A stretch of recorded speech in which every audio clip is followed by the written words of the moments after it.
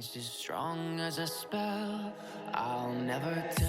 Yeah, I like you, that's for sure. Hi guys, welcome back to Exmo Lex. Today I want to share with you one of the strangest stories I've ever heard shared by a general authority of the church. So this guy is Elder Robert C. Gay.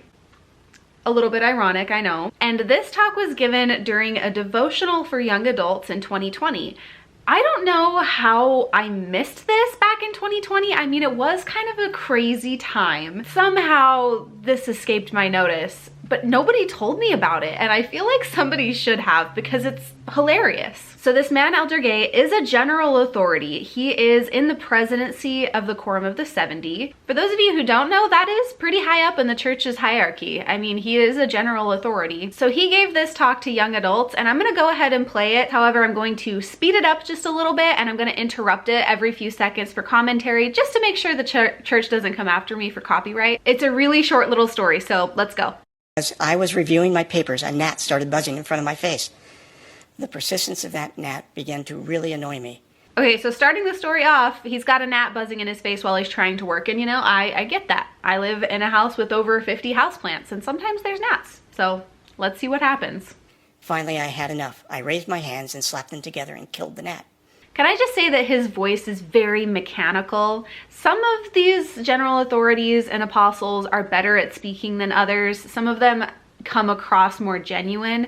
This guy, not so much. He's very like, finally I had enough. I raised my hands and slapped them together. Like, it's part of your job to be a public speaker. Maybe you should work on that a little bit. I cannot explain to this day what happened next. You just know it's gonna be good, right? I looked down at the dead gnat in the palm of my hand and felt great compassion. I said to myself that gnat did not need to die. It is only dead because of my frustration and impatience. So he's feeling great compassion over a gnat he just killed. He slapped his hands together and it's now dead in his hand.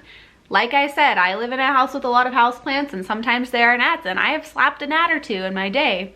So here's what happens. Slap your hands together and there's a dead gnat on his palm, right?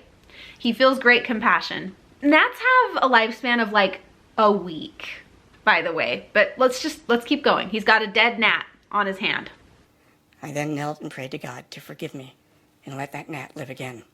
Okay, let's just picture this for a second. This grown man killed a gnat. Smack. It's dead on his hand.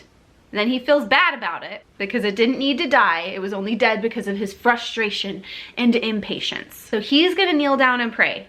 And he prays to be forgiven for killing a gnat and prays for the gnat to come back to life. And I'm trying to picture dead gnat on his hand and he kneels down to pray. So I wanna know how he did it exactly. I'm assuming you're not gonna do this because then you're just gonna squish the gnat more. Most Mormons pray by folding their arms, okay? But how you gonna, your hand's gonna be under here. So maybe like this. You're like praying over the gnat. Like this kind of a thing. Heavenly Father, please help me. Help this gnat. Make it live again, okay? We're gonna assume that's how he did it because you have to show reverence by folding your arms, but you have to have the gnat because you're not gonna wanna wipe it on your arm, right? Okay. Let's see what happens next. As I finished that prayer, that gnat flew off my hand.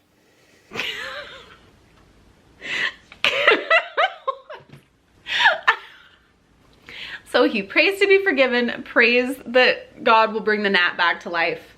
And as he finishes his prayer, I'm assuming, opens his eyes, it's a miracle. The gnat flies off of his hand.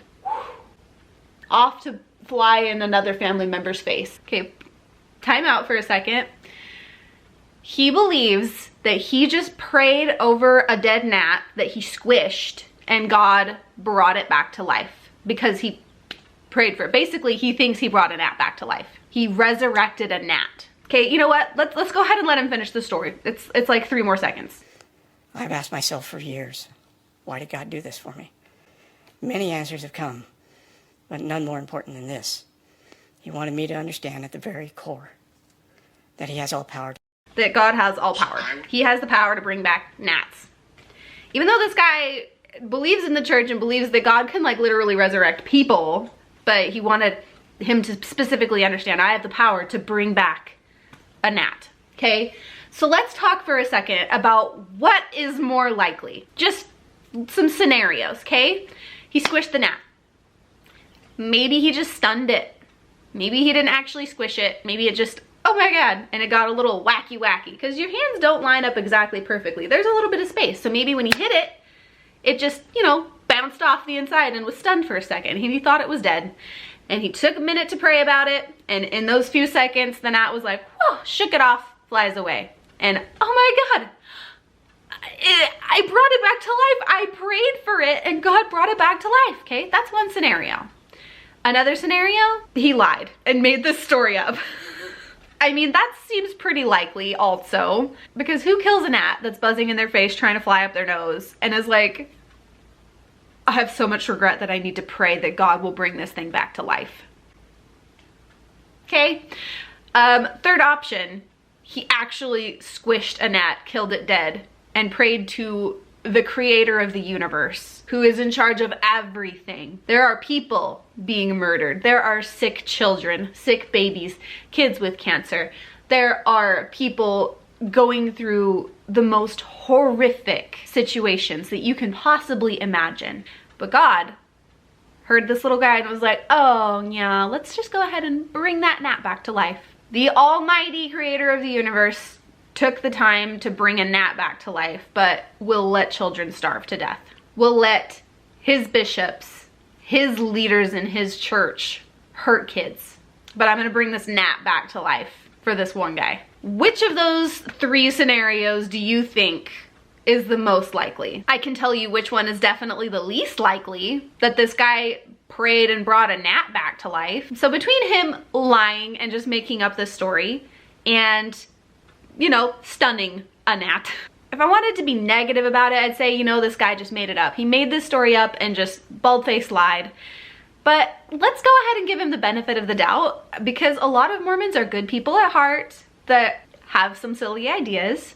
I'm gonna say this guy truly believes the church is true, thought he killed a gnat, really just stunned a gnat, felt bad about it because maybe he's just a real big softie, and prayed about it and thought, because the gnat got over its stunning and flew away, thought, wow, God has just resurrected life before my eyes. I personally laughed myself silly about this story, but I do think it's a good little example of how, first of all, how far Mormons will go to make things that happen in their life fit their narrative. Mormons are really, really, really good at making everything fit into Mormonism.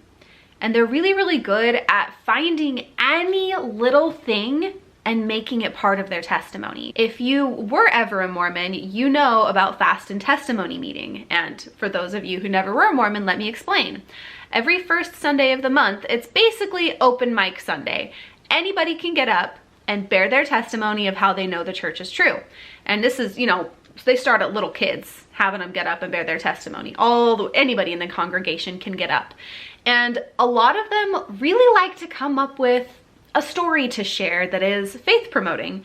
This is just exactly that type of thing. For example, you will hear, it is everything. Anything that can happen, Mormons will turn it into a faith promoting story. For example, I lost my car keys. I couldn't find them anywhere. I was gonna be late for work.